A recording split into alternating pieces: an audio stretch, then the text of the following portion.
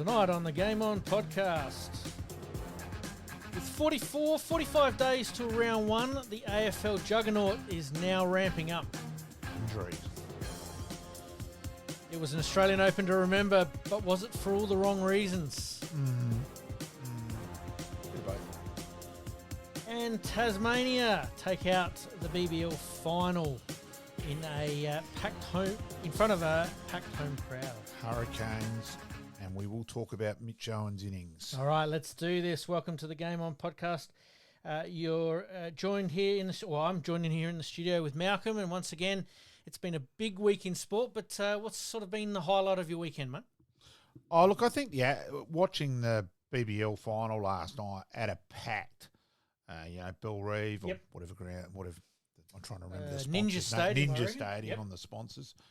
As Hooksy would say, 16,000 Tasmanians there, so 32,000 heads. No, I reckon there was 32 without counting the two last night. So, look, but his innings, I messaged a couple of people last night. I said, this is reminding me of Hooksy's 34-ball 100 against Victoria. Yep. And I left that day of that innings with Hooksy walking out thinking, I don't reckon I'll ever see an innings like that again. And Raj Singh, he responded back with, yeah, that's a good call. And it was. It was an incredible innings.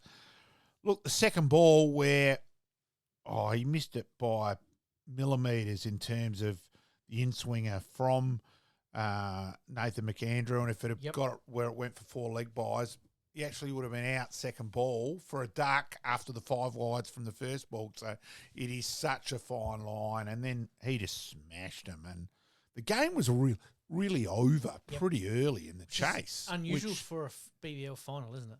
Yeah, especially since the 180. And look, I think the Thunder had stuffed it up. And look, I'm going to have a crack at their coaching whole panel. They were the worst side in the power play in the competition by a margin. And I just thought last night they stuffed it up big time. Where why not have taken it at over 11 and 12 when Warner and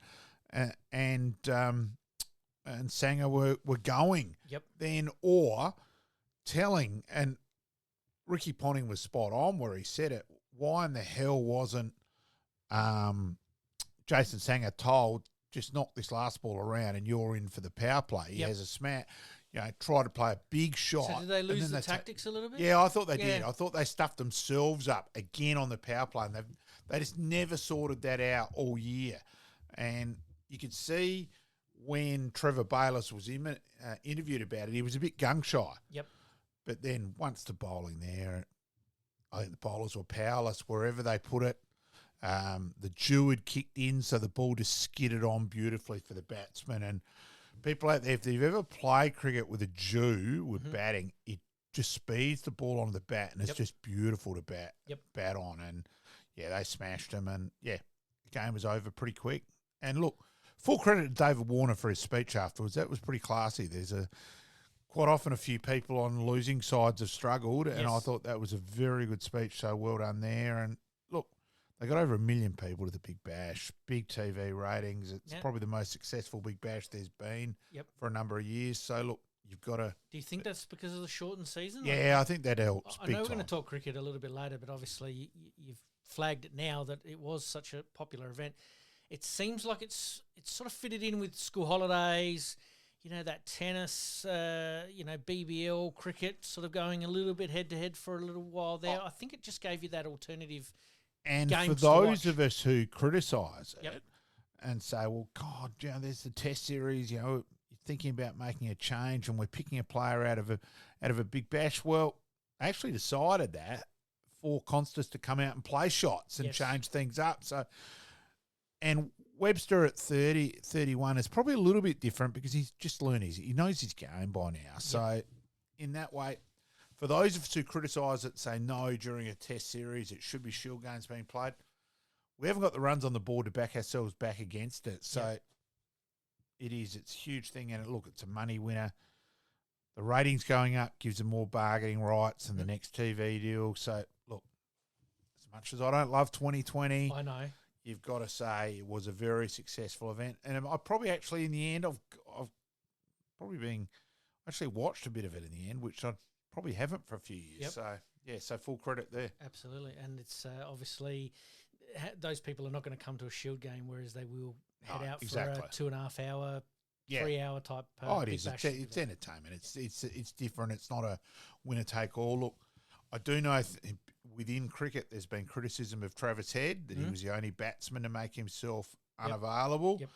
I will be very surprised if he is an Adelaide striker again next season. Okay, well, we'll keep an eye on that. All right, mate, let's get into Around the Grounds. Around the Grounds.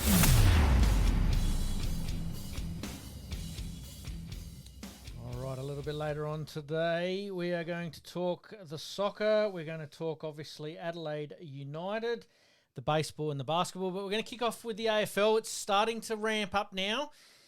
With the season counting down, it's not too long to go before some of these footy teams are not only playing internal simulations, which they've sort of been doing over the preseason, which is completely different to every other preseason we've ever known, but they've got some unofficial match simulations before the community series comes up. The big one for me is probably the Fremantle versus the Indigenous All-Stars at Optus Oval, or Optus Stadium, I should say, 7:30 p.m. on Saturday, the 15th of February. Yeah. Mate, what are your thoughts on that? Because I think it's an event we should all really get behind.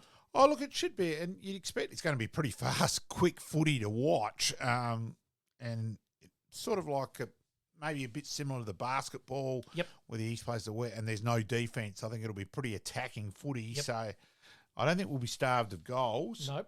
Probably the big thing at the moment is injuries, and St Kilda seem to have been hit reasonably hard so far with Matthias Philippo out for probably 3 months, waiting to see on Dougal Howard with dislocating his shoulder, and Rowan Marshall with his pelvis, which might give Harry Boyd an opportunity against Adelaide round 1.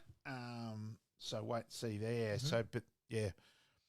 This year, you want to go okay, sort of, but it's more to get through without losing any players to serious injury. Where last year, Adelaide losing Thilthorpe, really their season was derailed before it started. It changed the landscape, didn't it? Yeah, so it's really if you can get through without losing any key players. And St Kilda are the ones so far who've lost definitely 1 and potentially 2 really key players. So is that a smart move by St Kilda to get Harry Boyd on board, knowing that is probably one of their weak spots? And it's sort of, I know hindsight's a wonderful thing, but has that sort of played into their hands, knowing that they've got a somewhat ready-made ruckman ready to go?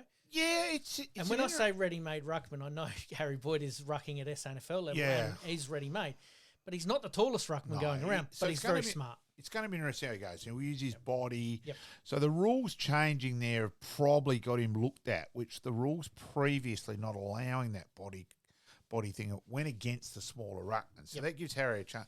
St Kilda are probably a little unusual because they've got 4 ruckmen on their list. So it's sort of young Heath. So and Dodson being available, which St Kilda were amazed. Yep. And so have I. And as if you have watched the bit of the draft, St Kilda took the less time on Dodson than anyone else. Right. And I think it was about 22 seconds in picking him. They couldn't believe he was still available. Yep. It's going to be an interesting watch, that's for sure. Some of the unofficial match simulations, Western Bulldogs versus Essendon. Essendon are going to be a big watch for this year. Yeah, they're a watch and see whether losing Stringer and just how they're going to go up forward. There are probably a few question marks there. 2 metre Peter didn't have a great year last year where he was bloody unlucky to get suspended for the one rat there. I still think that was unbelievable. Yep. There we know footy's changing. I just think that one was a footy accident. So in that way, we just got to wait and see. So I think there's just big question marks. You're just not, and they need. They drafted Cox and a couple others that have just really battled injuries. They need those guys to stand up. So it's a wait and see. Geelong v Hawthorn down at GMHBA Stadium. Yeah. Are the Hawks going to have a year like they had last year, or are they now the hunted? I think they're going to be hunted, but then they've recruited Battle and Barras, so they're going to be stronger, potentially down back at least. Yep. Whether you recruit 2 defenders, there's probably a few question marks there where they went a bit overboard on that side of it. So it'll be interesting. Yep. West Coast v Richmond. That's an interesting one because Richmond, obviously, we all know what their game plan is at the moment, and that is that they have get games into kids. Stripped the list down to get games into these kids, like you've just said there. West Coast is somewhat going through almost the same process themselves to a certain degree. Yeah. Yeah, so I think there are a couple of teams I'll be amazed if they're not down the bottom four this year. Gold Coast v Brisbane. Yeah, probably. Probably again when those two play, it's always probably a bit more for Gold Coast. So they probably, whether they subconsciously have more of a crack or whether Hardwick tries to hold them back, there's always in wait and see there as well. And it's probably a little bit similar with Port and Adelaide. Absolutely. And there's also Collingwood involved with that, so I don't know how they're going to sort of work the three. Yeah, it's 3 games. Yeah, three sort of 1.5 quarter games or something. So whether that dilutes it a bit and you don't take it as seriously there and more players play or whatever, so we'll wait. It should be very interesting. Sydney v GWS. Yeah, probably similar there. And GWS, a bit of a question mark that they've lost so many. And also, let's remember, they've also got 5 players unavailable for rounds 1 and 2 because of the suspension. So not only losing players, they've lost a bit of depth for those first couple of rounds. Makes it hard for Adam Kingsley. Yeah. The big one, obviously, we're going to talk about is Adelaide v Port Adelaide at Mount Barker, the showdown at the Mount, I suppose that's what you'd call it. Like that. That's what they're calling it. Yep, 5:30 p.m. Obviously, there's been a lot of speculation going around Adelaide about why Mount Barker is not being used. We sort of know that, there's been very controversial with hiring out of the facilities and costs. Exactly right. Is this a good move, taking potentially a gather-round game away from there, but obviously adding a Port and Adelaide sort of pre-season showdown? It's probably a bit of a trade-off. They've probably got themselves to blame to some extent with gather-round, with things which happen behind the scenes. So that hopefully they can just get things established because it's a fantastic facility, isn't it? It's crazy. You've got, after Adelaide Oval, the next best turf in the state not being hardly used is crazy. So, look, I just think we want the complex being used and a bit more common sense applying. So, Carlton v St Kilda? Again, it's just let's wait and see who gets through and, all that sort of North things. Melbourne v Melbourne. Yeah.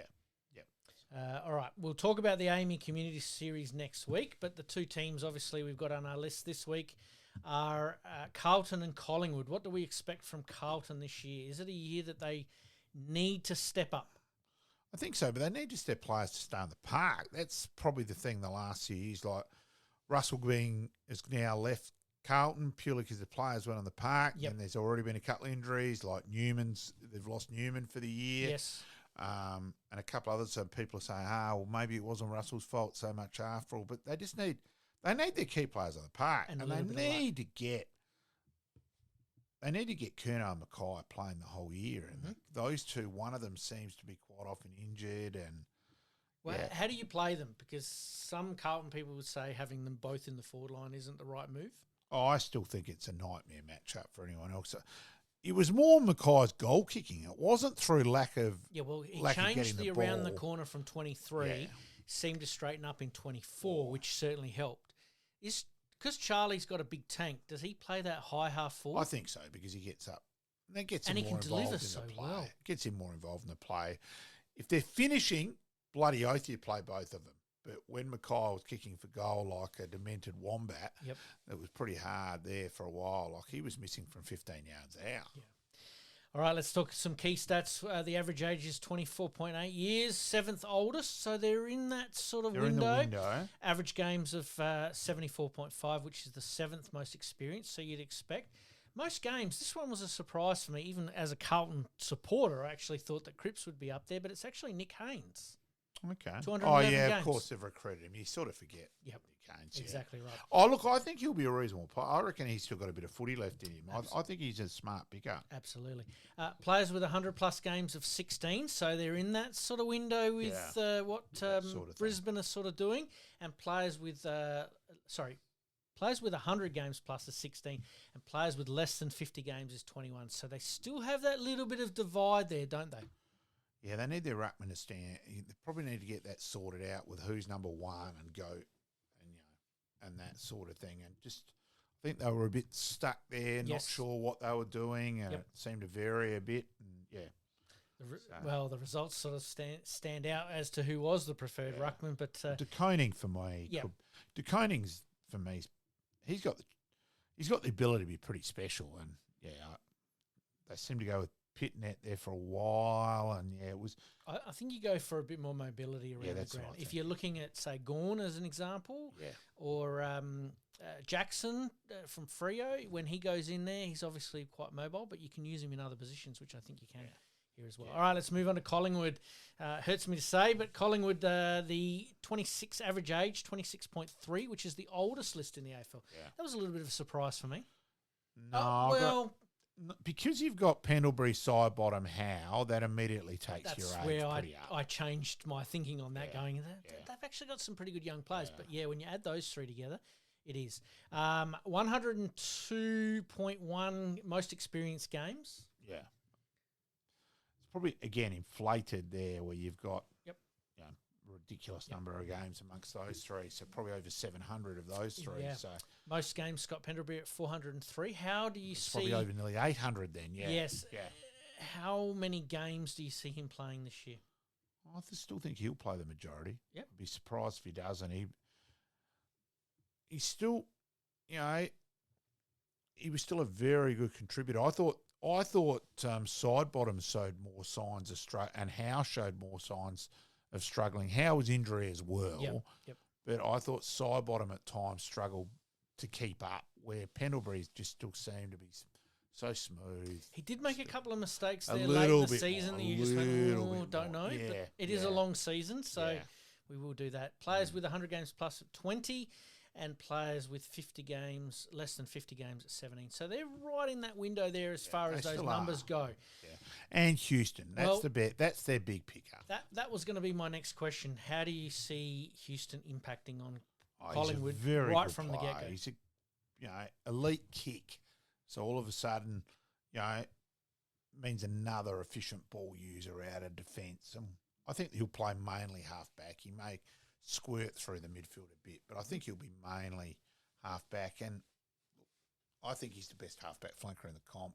So does he play that quarterback role that sets Collingwood up, obviously up forward, and does he squirt into the midfield and take a little bit of that pressure off Dacos, or do they have them all in there at the same time?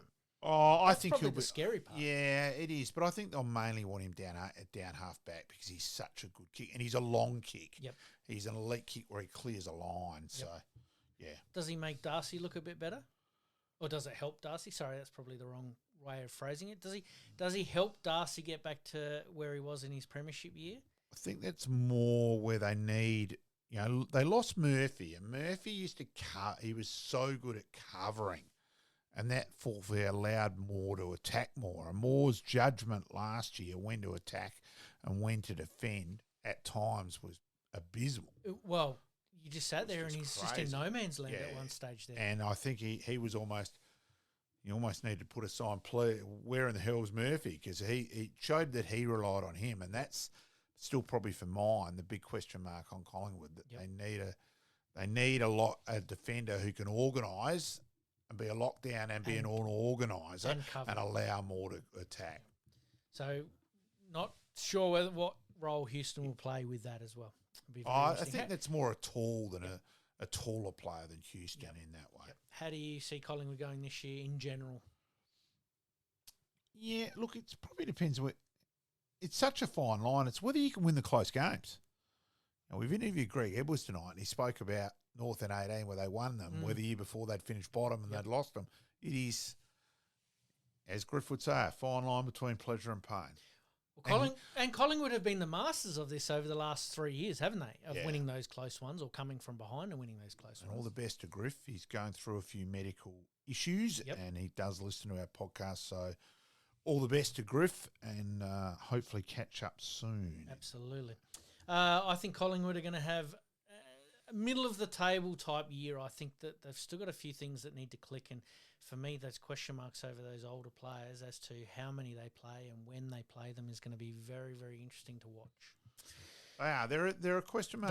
There are a lot of teams which, you're just not sure. Well, but that's a good thing for the it competition. is. It's isn't great. It? It is fantastic in that way. Obviously, we're going to talk Essendon and Fremantle next week, but we move on to coaches.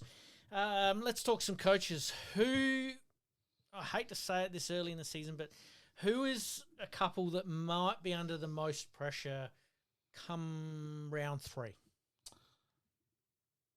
I think Beveridge and Hinkley are the two most. And Beveridge, Hinkley, and Longmire at Freo are probably the 3 I think are the most. Longmuir, sorry. Yep.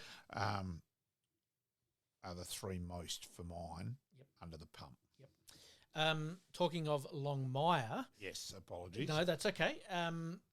Does he want to step back into football, do you think, at this early stage, or is it a case of survey the landscape? I think he'll more have a look around and make his mind up during the Could you see him walking away from the game completely? As in not being a senior coach, but more of a football director? I could see him just doing football admin and all that. Apparently, football admin is a passion of his, so I would not be surprised if he ended up doing footy admin. And look, Sydney's the perfect place to do it too. That you're not under the pump so much, and that. So I wouldn't be surprised if he just ended up. Is it important for Sydney to be successful though, considering the market they're in? Oh, it is, and look, that's probably where the pressure does come in. It does, but I think they've got a list. They've still got a list which played in the grand final. I think there's still a hell of a lot. They played in the grand final 2 years ago too. I know they got belted both times, but they've still got a list that can. Yeah, their list is pretty reasonable. Yep. Yeah. Greater Western Sydney, obviously the other team on the block there in Sydney, and we have obviously talked about how they need to share resources and make the game really, really good. I mean, you'd remember back into the 80s there where, you'd watch a game on TV and there'd be 25 people in the stands and 10 of them would be behind the goal and they were very passionate about it. It's come a long way since then. So it is a very, very important market for the AFL and also for Sydney to nail down. It is. Look, from going to a Sydney game last year, it was just different experience and it felt like more that you were at the theatre. Yep. Yeah, it just personally had a different feel. Yeah, I went and seen an Adelaide-Sydney game there a few years ago. Same deal. Yeah. Even though we were sitting down on the boundary a little bit, it just didn't feel like a footy crowd. Nah. And the guy I was with, we were both the same. We were both going, and he's a Port man. We were both going, this is weird. Yep. So, yeah. Longmuir from Fremantle, you mentioned there. Under pressure for what reason do you think? I think is it results based? Yeah, results based, and I think there's people there think that they underachieved and they were top 4 and then fell away to miss the 8 in the last 3 weeks. So I just think he's under the pump to get, and they've gone and recruited. They've recruited Bolton. What's the other one? So they've recruited heavy. They've given up their draft choice. They've gone for now. So they're under the pump. Yep. Fremantle obviously haven't won a premiership in their 29 years, so they'll be looking to hopefully break the duck there. Yeah. And you talked Hinkley. I think it's probably the one that's going to get the most press here. You did mention we hadn't spoken with Greg Edwards there a little bit earlier and talked about his sort of glowing endorsement, I suppose, of Josh Carr. Yeah, it was fascinating that he was such a big G for Josh. Yeah, that was interesting, actually. Yep, and considering, like you said, he talked about those results where they... Yeah, came bottom and he was still a big G. Yep. So, fascinating. This is the plan. So is this something that Josh Carr could potentially be involved with at Port Adelaide at the moment behind the scenes? Oh, I don't think there's any doubt about that. Yep. Yeah. So Longmire, we've circled back here. Longmire, if he's got his choice of clubs to pick, who would he pick if one of the clubs do decide to move on their coach pretty quickly? Toss up, Fremantle or Western Bulldogs. Toss up. Fair call. All right, we'll leave it there. All right, let's move on to tennis. Yannick Sinner and Madison Keys take out the men's and women's titles respectively. Yeah, and the women's final, was an epic in terms of Madison Keys and look, Sabalenka. You could see the dummy spit was a chance to happen, and the volcano was building to erupt, wasn't it? It did deliver. Yep. My wife hates that. Emma didn't want to watch that. Just that's pathetic. Yeah, turn that off. Yep. But it was an awesome game. Went down to the wire. Really was just a couple of points, and it was high quality too. And to Madison Keys' credit, she kept her cool. Got to keep attacking. Got to believe in myself, right, and that. And her husband's a coach, and so it was a great result. And the commentators to say that she'll be bombarded from players, and this is a really popular win in the circuit is probably a bit of an education for a few of us who aren't.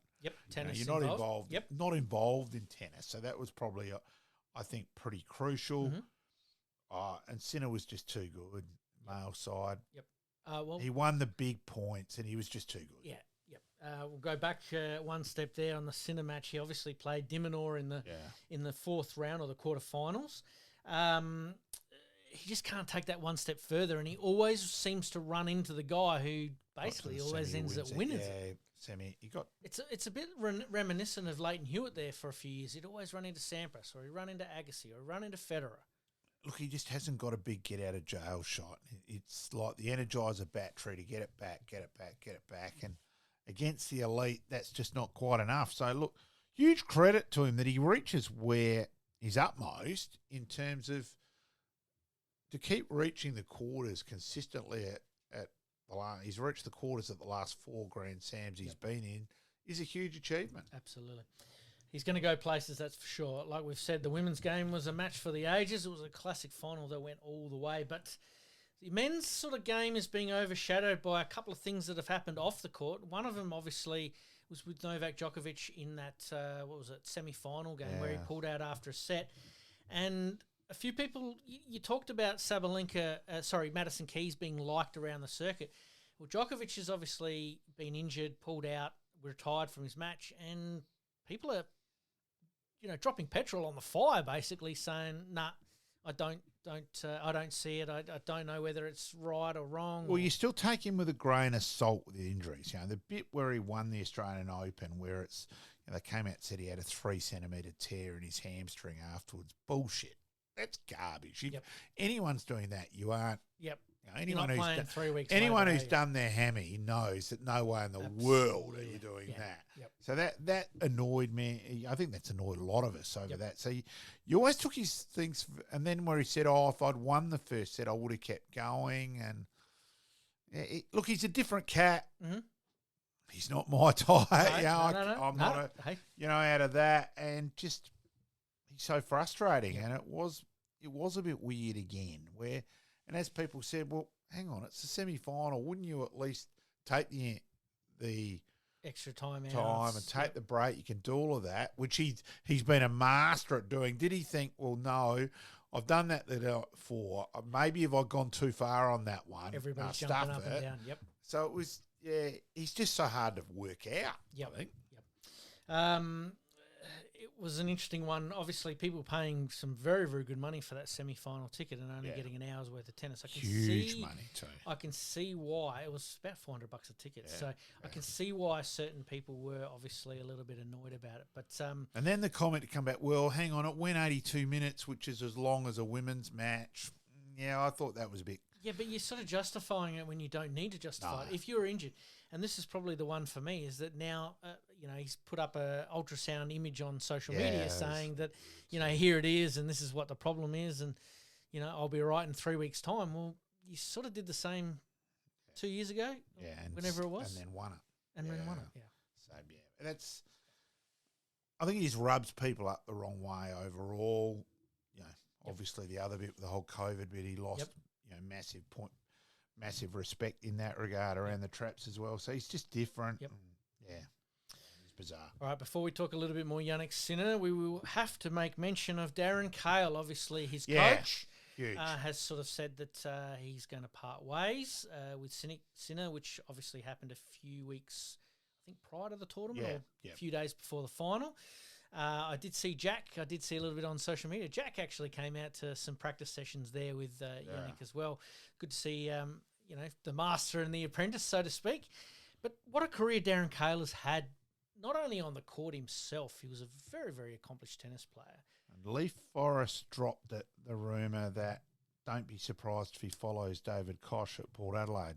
Well, which I thought was interesting. This was going to be my next question as to whether... I think that's a distinct possibility. Yep. Do you think that he could coach Port Adelaide? Because this was something that was thrown up. No, I think, Again, it was a. I'm sure it was a spur of the moment thing. Yeah, but could he coach Port Adelaide? Could Darren Cale transfer his skills to an AFL team? I don't think they're going to. Because he's a master at man management. Yes, when you think about it, and that was Jack's strength as coach. Yeah. So whether you think of that, but do you need to be? I think it would just be interesting. I don't think a club would look at the most because he didn't play football at a higher level. Whether did Chris Fagan. Yeah, I know, but he still played adult footy. Where Darren didn't. So yep. Whether it'll be interesting to see whether and. Yeah, to that, I'd love him to go somewhere else other than Port Adelaide if he decided he was going to have a crack in that regard. Yep. But I'd play his trade somewhere else and then bring the IP to maybe. Yep. But I still think the following David Koch is still more likely. Yep. Very interesting a watch on that one there for sure. But are we going to get to the stage, and this is a question without notes, are we going to get to the stage where it is going to be a little bit like English Premier League where you do have a manager rather than a head coach? Oh, I think it has developed that way as it is. It's sort of going that way, isn't it? It is. Like I went and watched Melbourne train last year in gather round, and Goody didn't take anything. Yep. He was out in the ground, but he actually didn't take any drill and just spoke to the other coaches, and Mark Williams took probably the majority of it. So I think that the stress of game day is the head coach. Yeah, the game's evolved, and everything else is taken care of and put in that way. Faith.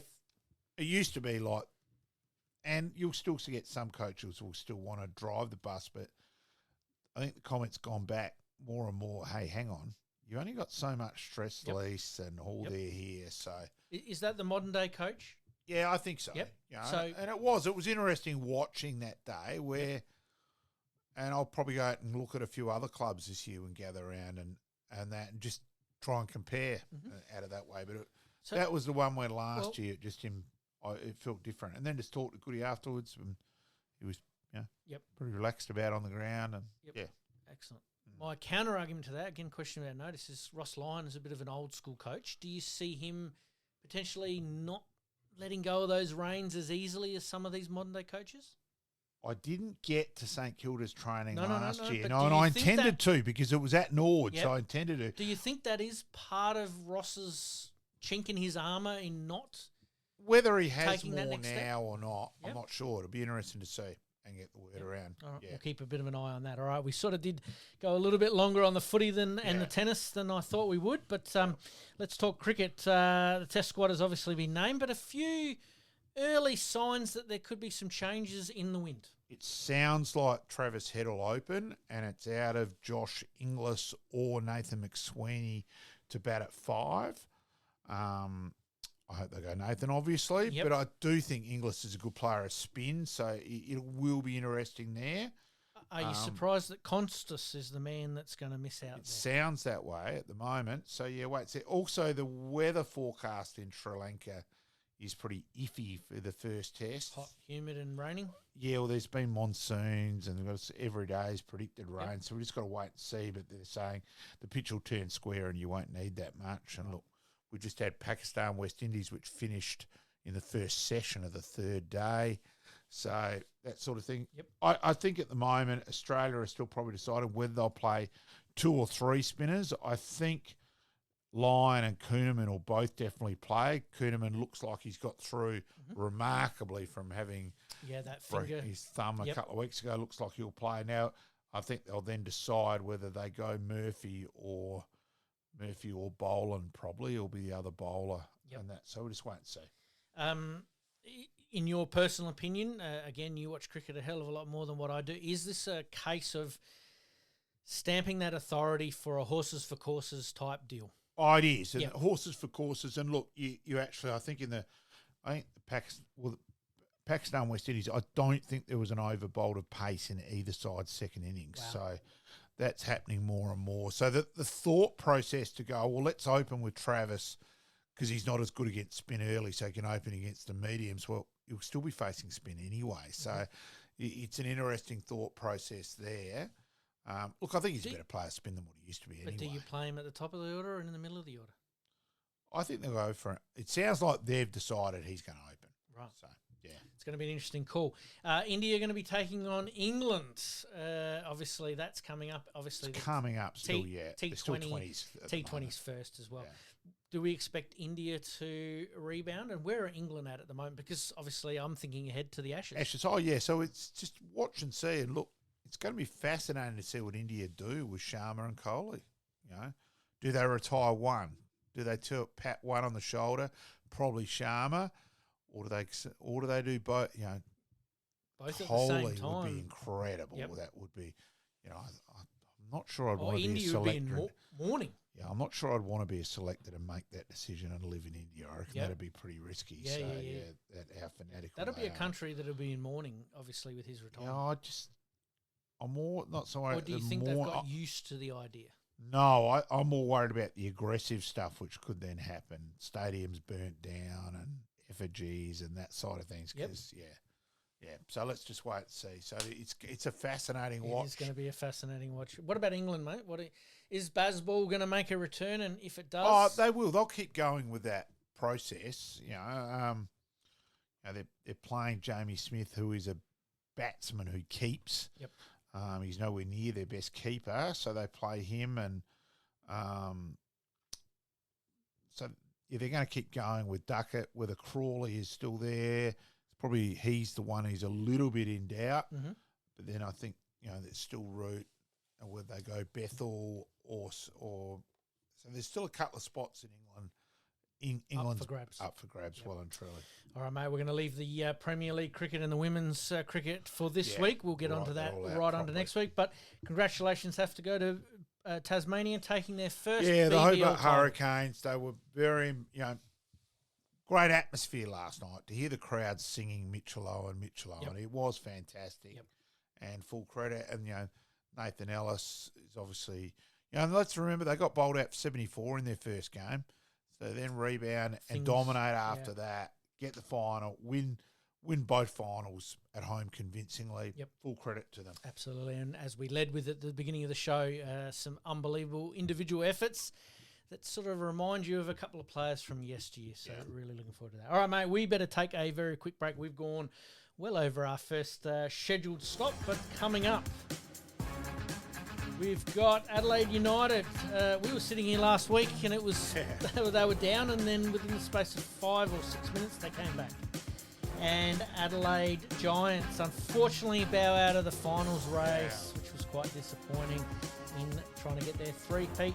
And the 36ers are on a bit of a tear at the moment. 3 in a row and a couple of winnable games. Absolutely. You're listening to the Game On Podcast. We'll be right back after this short break. Looking to buy or sell your home anywhere in Adelaide, from the hills to the sea? Meet Gary KRIEVS, your dedicated local agent from OUWENS CASSERLY Real Estate.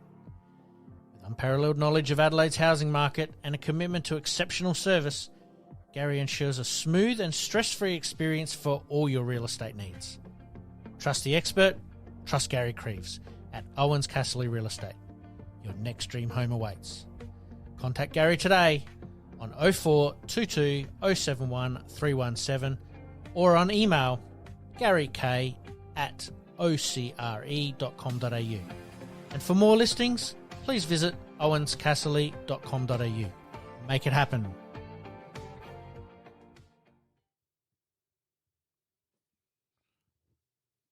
Yes, thank you to Crazy. You reminded me I've got to ring him tomorrow too.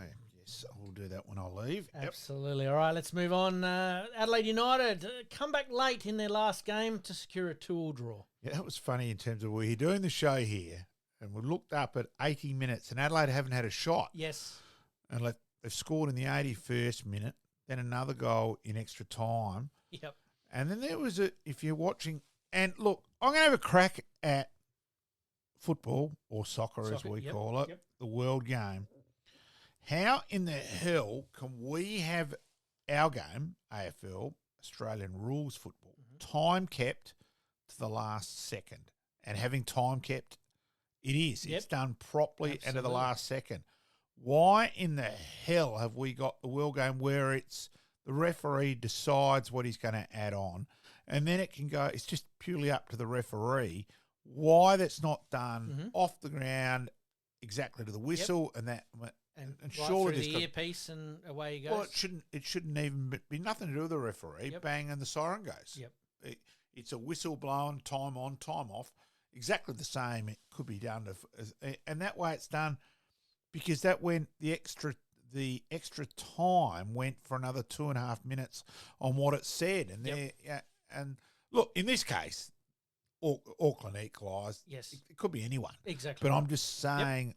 I'm saying about the game. I don't understand the game's not more and that way it removes the bit of potential malpractice and match fixing. Yep. So I just don't get it. Yeah, fair call. Currently sitting second on the table, but they do have a game in hand, so that's probably the positive there. But for the first time in a little while, just doing some of the stats, they've got a really good positive goal percentage or goal difference. When they've scored, they've scored. Generally, yeah. And their defence has always been a little bit, but it's been better than last year. Yep. So hopefully they just keep continuing. And, a couple of sellout stadiums, and there's certainly the one against Melbourne Victory. I don't think it was quite against Auckland, but it was still pretty reasonable on a Wednesday night. Yep. So, and look, again, basketball, I think I listened to the radio on Sunday, 21st sellout in a row. Yep. Look. Yep. So basketball and soccer are doing the right things, aren't they? Full credit to basketball in that way. Adelaide United playing Sydney FC this week in another challenge that, could be a danger game for them. Yeah, it is. It is a danger game, but look, hopefully they just continue and we just go you Reds. Absolutely. Well done to the Reds so far. All right, let's move on to baseball. The three-peat dream is over. Perth came to the beach and took the ground in impressive in a Classics final series. Especially the first game's really disappointing because Adelaide had 8 hits compared to 3. So to lose from that situation, an error cost them. So that was disappointing. And then the second game, Perth just got on top a bit in the second game and were too good. So, it was – I think probably if they're looking upon that, again, they'd be really disappointed they blew the first one. They should have won on Thursday night, and then it puts more pressure back on Perth. From memory, I night. think they were 3-1 up or 3-0 up in that second game as well. So to not be able to go on with it is probably a little bit concerning. Yeah, but I think it was more the first game. If you look at the stats of the second game, Perth stats were better. Yep. It's more the first game where they should have won. It was a season that was always going to be tough with a few roster changes, but they were in the hunt and only just falling short, really. So they should be very proud of that. Back-to-back is hard to do. 3-peat is even harder to do.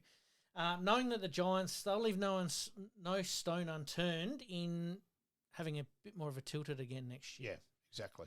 I think that also plays into their affiliate clubs over in the US as well. Yeah, it does. The Phillies, I think they're pretty much well aligned with. They've had a couple of really good years as far as younger players go. Yeah. Yep. All right, let's move on to basketball. 3 wins in a row. What? Yeah. What? We were writing them off last week going, we just don't know. The Jekyll and Hyde, and all of a sudden they seem to have got on a bit of a roll. They are, and they should finish 6 from here, but you can't trust them against Southeast Melbourne, Phoenix away, and then they play the Wildcats away as well. And their record away is, and they've lost some games by big margins away, but the team they're competing for sixth spot, the Jack Jumpers, they've fallen away a fair bit as well. Yep. So they should make 6 from here, and everyone's saying, well, you wouldn't want to finish, the team finishing third is going to be scared to play Adelaide. Yeah, it's a good mindset. It is, if everything falls into place. Yep. So there's still a bit of Jekyll and Hyde, but hopefully there's a bit more consistency. If they can win Friday night and then beat Southeast Melbourne on Sunday, then suddenly I reckon teams will be, wow. Yep. They do have the best starting 5, really. Around the mark, in reality, they have the best starting 5 in the league. So it's interesting that it's taken until this part of the season for them to actually put it together. Look, could it be the perfect time, or we sit there all year and they come with a flurry and we say, geez, what an achievement that is? We've seen that with many teams, haven't we? So let's wait and see. But, absolutely. geez, I still wouldn't back them. I still wouldn't back them with, Rob Marsh and Dennis Lilly's wallet with All a right. 500 to 1. There you go. They are obviously looking to make a late season charge to the playoffs. Currently in 6th place with 3 winnable games coming up.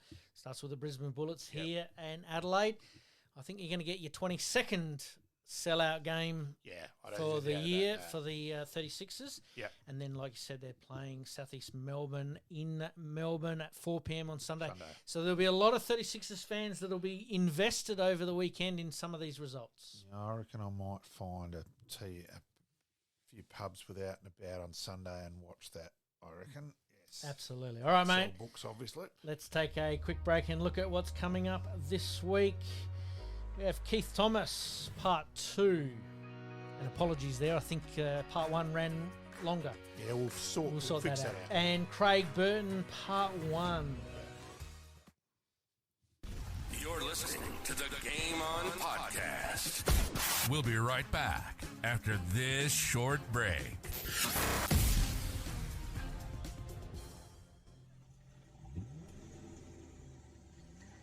A dents and scratches putting a dent in your day? Introducing Roger Steen Crash Repairs Adelaide, your trusted solution for automotive woes. With over 2 decades of expertise, Roger Steen Crash Repairs guarantees top-notch service, restoring your vehicle to its former glory in no time. From minor dings to major collisions, our skilled technicians handle it all with precision and care, using state-of-the-art equipment and techniques. Roger Steen Crash Repairs saved my car. It looks brand new. Fast, friendly and reliable. I wouldn't trust anyone else with my vehicle. Don't let accidents slow you down. Visit Roger Steen Crash Repairs Adelaide at 14 Penner Avenue, Glynde, for quality service you can count on. And here's a special offer just for our listeners. Mention this podcast and receive a $100 discount on your repair. Roger Steen Crash Repairs Adelaide. Excellence in every repair. Flashbacks.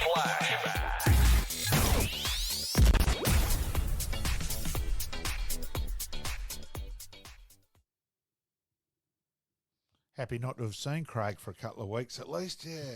Mate, he's probably pretty happy that you haven't dropped in, but he'd be certainly enjoying the work that could potentially come his way. All right, mate, on Flashbacks today, we're going to have a look back. Since footy season's starting to sort of roll around, let's get the taste buds tingling a little bit with a classic game going back to 1992 where Collingwood ventured over to Perth there and got the points in a big comeback win. Yeah. It was a big comeback. It was. All right, sit back, relax, and enjoy this game. Good as a goal. It is 6 points the difference. Good as a goal. Just over 2 minutes left. Got to take a risk, Collingwood. Collingwood need a goal to tie the game. Moncourse punched out of the front to Shaw. Here's kick to Brown. It clears him.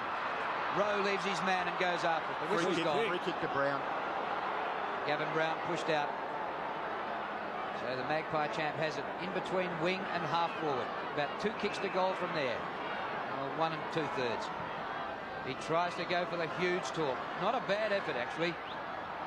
Big pack. Rowe was waiting for it. Manson was waiting for him. The umpire's going to come in and ball it up. Scrum. What price of dead heat? 8-14 to 7-14. A goal will level the scores. Well, they played a draw in the 1990 final series that kept us all back at school for an extra week. One from this position, Collingwood. Can they make something of this throw-in? 1:10 remaining. Manson up high. Kemp tackle, loses the ball. Wrenched free by Saunders. Francis in after it. Gets boot the ball. It's a high ball. Oh, he's marked it. Williams is marked. He's got to kick it. Paul Williams has taken the mark about 5 metres from goal with 50 seconds remaining. Talked about McGuire covering himself in glory. This man can. He's had a dirty day. Been on and off interchange bench. He can level the scores. Tasmanian, best first-year player last year. And Collingwood. What pressure. We have a draw. The scores are level. Well, it's not a draw yet. It'll go back to the middle, and Whoever we'll have wins about it now, 20 seconds left. Whoever wins that centre bounce now, it's going to be so critical, isn't it? And Monkhorst has certainly been a dominant player for the whole of the game around the centre bounces. The West Coast have got the ball out of the centre, and here's the mark coming up. Francis just getting his foot the ball. Williams, one hand, getting away from Evans. Now this is important. Who'll get it away from the centre? Oh, what a game we've seen here at Subiaco. Monkhorst bangs it. Brown bangs it. It's up to 50 metres. Oh, Rowe! Williams, Collingwood will score and win the game. Will they? Lehman, he scored. It's a point. My golly, 7 seconds left. Collingwood will win the game with that break from the centre by the best man on the ground, Damien Monkhorst. And ladies and gentlemen, listen. Deathly silence. Monkhorst marks, the siren sound. Isn't it amazing that Williams has a dirty day yet kicks the equaliser, and then a crucial handball there to allow them to score. Yeah, and there are people who don't think ruck work's important. Yeah, the ruckman won the game there. Absolutely. Thumping that ball 20 metres and then obviously getting it going was quite an intelligent move there, and I think it's credit where Damien Monkhorst was a fantastic ruckman, wasn't he? All right, mate, let's move on to the extra time. Big finish. Extra time. Big finish.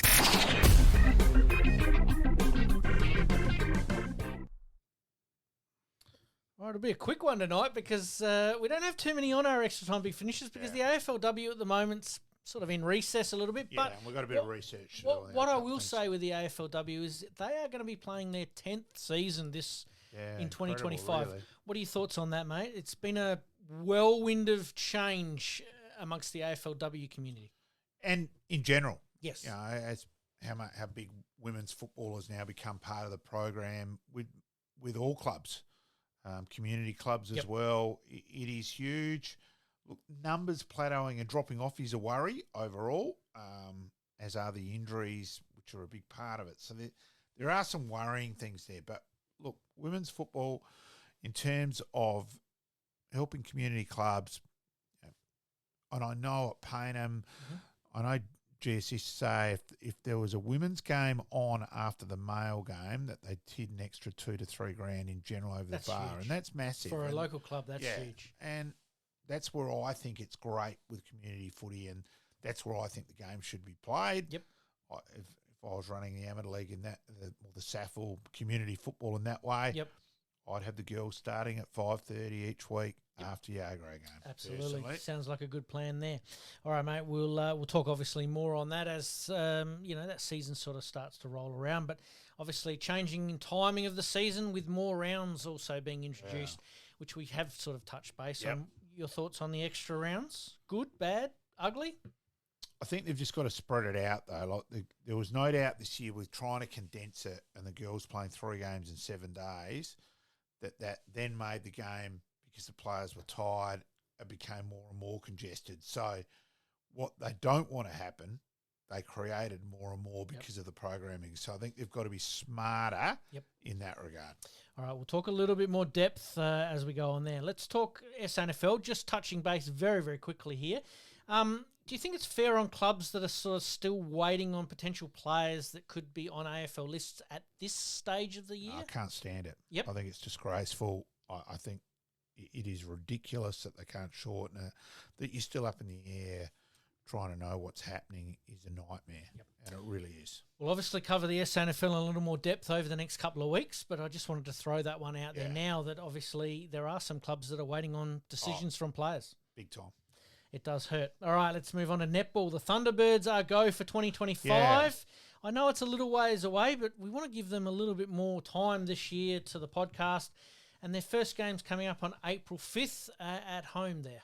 Yeah, and look, when they're up and about, the Thunderbirds getting through on 1, that's a huge event in South Australia. It's like basketball, isn't it? Oh, it's that they just pack out stadiums. And netball is the smoking giant in terms of how the participation numbers, and if you get a percentage of those around, look, they should be doing what basketball does with selling out each week purely on numbers. Yep. I think they're getting better at their promotion, so I think they are getting towards that stage. So, look, do you netball think is a huge sport. Do you think that's around when they play some of their games so that way they can allow players who are interested in the sport to come to those games. Yeah, I think they've just got to, again, in terms of what we're talking about SNFL-wise earlier, and, it was interesting to get Megsy's thoughts there. And yeah, you sort of stole my thunder there. Is that how do we help local clubs participate in SNFL clubs and vice versa when not scheduling games? So exactly.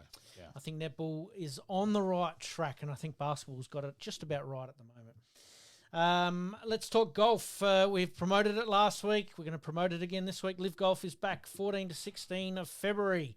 Ripper GC, the local Australian team, will be the hope here with some fond memories of last year. Yeah, and look, disappointed not getting a message back from someone I'm chasing, so I think we might just go to Craig there next week. Absolutely, looking forward to that. 5 good minutes with Craig would be fantastic.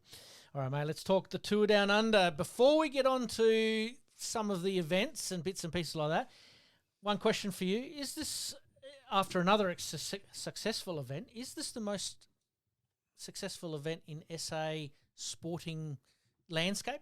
It's a hard one. You can say it's more a community event. Well, that's why I asked, because you've got community that are participating in the event. Well, it's massive for the communities, to get your stage and get that, and your business through the hills, your business through McLaren Vale with numbers. Barossa Valley. Hills, so it is huge for the economy and all that, and it is. It's look, I know it's massive. I know Gather Round's popular because it sort of brings that whole football. Everyone's on just a feast of football vibe, I suppose, is probably the word for it. But this is an event that's now been going for quite some time, and yet it still draws crowds just as big today as it did in year one. Well, it's 25 years now, and look, the crowds. Look, it's probably a little bit different. It's not. You probably haven't got the influx and the explosion. And look, let's be interesting to see with Gather Round how many people you could. These people who aren't coming because they couldn't get accommodation, and things like that. It was just it sold out within 10 minutes. Yeah. I was actually meant to get around to getting tickets for another game, and obviously apart from the games at Nord, it was just gone. Yep. Yeah, so just incredible, and it really has. Yep. It's huge. I know one of my mates from Sydney, same deal. Yeah. Said just can't come this year because he can't get accommodation, or it's just ridiculously too expensive. It is also, unless you're a huge cycling aficionado, and look, we get it, so it's stage and minutes, but Sam Welsford wins 3 of the 5 stages, and he doesn't win overall. So it's just hard to keep up with unless you're a real cycling. I think that's based on a team philosophy. It's hard. Yep.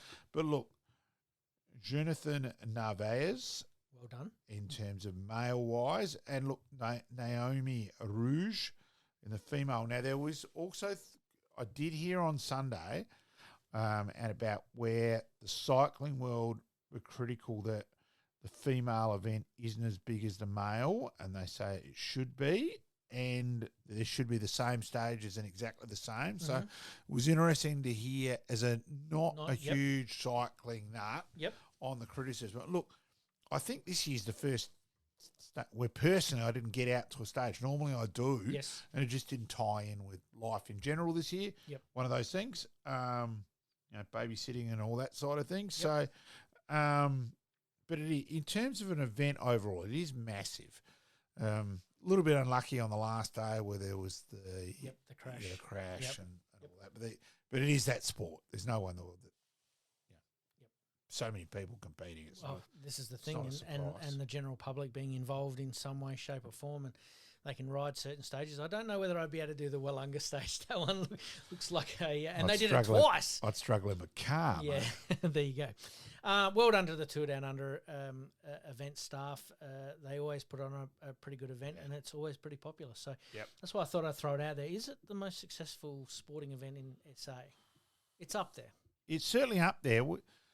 It's sort of a little bit different because it's an event overall, and it's an event to the community. And look, in terms of the stage where the community participated, huge numbers, and they started at 6 o'clock in the morning. And you still couldn't get them through. So it's still huge in that way. Absolutely. All right, mate. Let's finish off with the NFL and the Super Bowl. We're at that time of the year, that crazy time of the year where A couple of teams over in America there just have a bit of a shot at winning the Super Bowl, and the Chiefs are going for 3 in a row. Which means we will see Taylor Swift 82,617 times in the next couple of weeks. Yep. Her boyfriend did have a crack at singing. Yes. Stick to gridiron, young fella. Gotcha. Yes. Can they win 3 in a row? They're going to play the Philadelphia Eagles, who were quite impressive in putting up a big score in their They were divisional game or semi-final. But you can't not tip the Chiefs. It's hard to. But yeah. Winning 3 in a row, that's it is huge. something pretty special. I mean, we Yeah, talk it about is. Brady Exactly. because he's the name that everybody knows, and you go back to the Cowboys, and you go back to some of those teams that had some of those famous players. But if the Chiefs achieve 3 in a row, that's something really special. And their players are going to be mentioned in the same breath. That's right. Yeah. I know 99% of America is actually voting for the Eagles because they don't want the Chiefs to win, but I think it's going to be a special moment. Yeah. All right, mate. Any goods, the bads, the uglies for this week in sport, mate? I think the atmosphere in the cricket last night, that's probably the big tick. And as I said, it did remind me of Hooksy's innings. I never thought I'd say that again from that day. Yeah, I think that was pretty special. And look, as a cricket nut, I look forward to the test match from Sri Lanka tomorrow and at 3 o'clock. I'm pretty confident I'll be out and about at 3. Yep. Trying to catch up. No worries. Yes. Look forward to hearing a big report on the cricket next week, mate. Thanks, mate. Should be fun. All right, we, as per usual, we'll wrap things up. We promise to do better next time. If you haven't liked, rate and subscribe, please do so. If you see Malcolm in the street, hit him up for a book. Other than that, we'll see you all next week. And we will try and sort out what happened with last week. Last week, yep. We'll go through that. Absolutely. Thanks, mate. Thanks, mate. In this crazy world we live in, we all need the distraction. Enjoying the show? Like, rate, and subscribe. Hook up and connect with us on social media at Sportscast SA. We'll see you next time on Game On.